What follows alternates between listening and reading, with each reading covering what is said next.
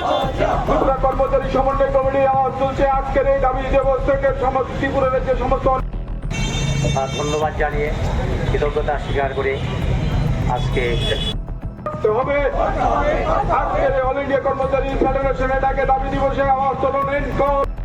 আমরা ত্রিপুরা কর্মচারী সমন্বয় কমিটি এসবি রোড আমাদের 10 দফা দাবিতে সারা ভারতবর্ষের কর্মসূচির অঙ্গ হিসাবে আমাদের all India state government employees federation আহ্বান করেছে।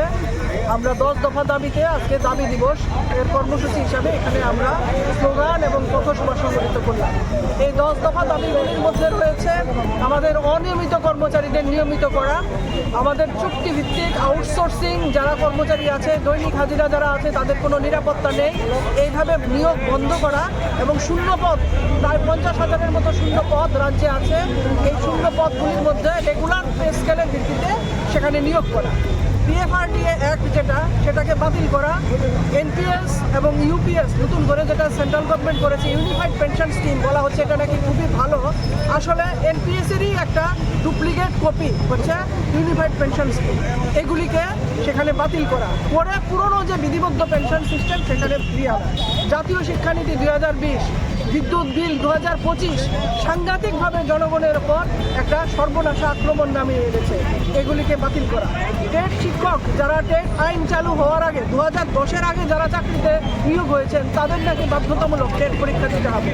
সেই ক্ষেত্রে টেট শিক্ষকদের উপর যে বাধ্যতামূলক চাকরি দেওয়া তার জন্য আইনি লড়াই চলছে এবং আমাদের পথের রাস্তার দাবি হচ্ছে তাদেরকে সেখানে যারা বহু আগে থেকে চাকরি করছেন সেই শিক্ষকদের যোগ্যতা নিয়ে কোনো রকম প্রশ্ন তোলা যাবে না, তাদেরকে বাধ্যতামূলক টেট দেওয়া যাবে না।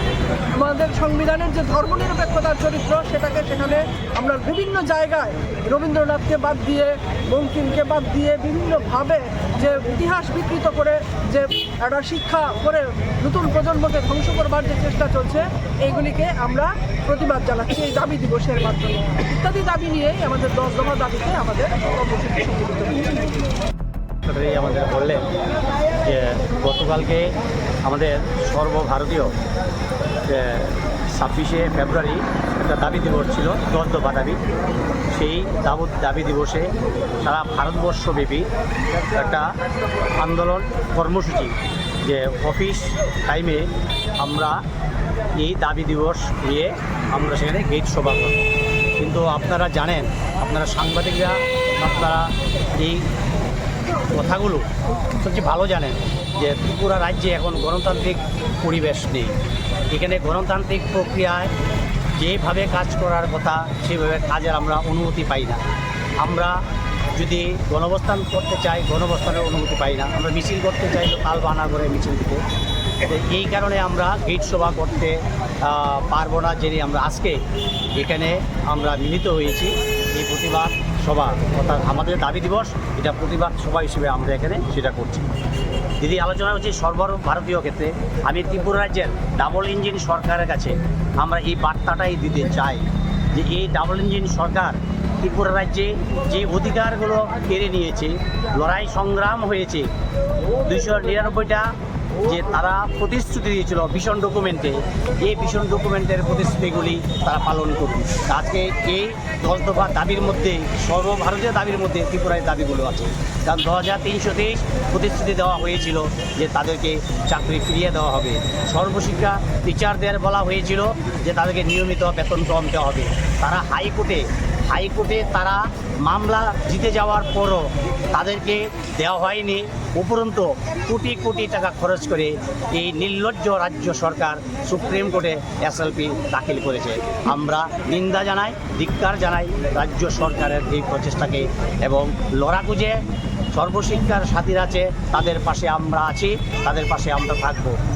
আমি রাজ্য সরকারের কাছে আমরা বিনীতভাবে আহ্বান রাখছি, শুধু সর্বশিক্ষা না, অনিয়মিত কর্মচারী, সর্বশিক্ষা, রামসা এবং যারা টেটের মাধ্যমে, টিআরবিটির মাধ্যমে যারা কেস করে জিতেছেন তাদেরকেও অবিলম্বে নিয়মিত বেতন কম দেওয়ার জন্য দিচ্ছেন না।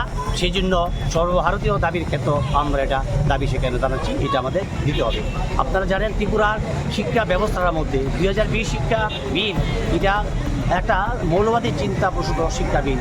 এই শিক্ষা বিলের মাধ্যমে আমরা দেখলাম বিদ্যাজ্যোতি প্রকল্প আসলো, প্রাইমসি আসলো। এটা বৈষম্যমূলক শিক্ষা পদ্ধতিটা একটা অংশকে একটা অন্যভাবে শিক্ষা দেওয়া হবে। সারা ত্রিপুরা রাজ্যের শ্রমজীবী মেহনতি মানুষ গ্রাম স্তরে যে বিদ্যালয়গুলো আছে, উপজাতিদের গ্রামে, অনুপজাতিদের গ্রামে এবং সেখানে আমাদের সংখ্যালঘুদের গ্রামে যে বিদ্যালয়গুলো আছে সেগুলোর মধ্যে অন্য ধরনের পঠন পাঠন হবে।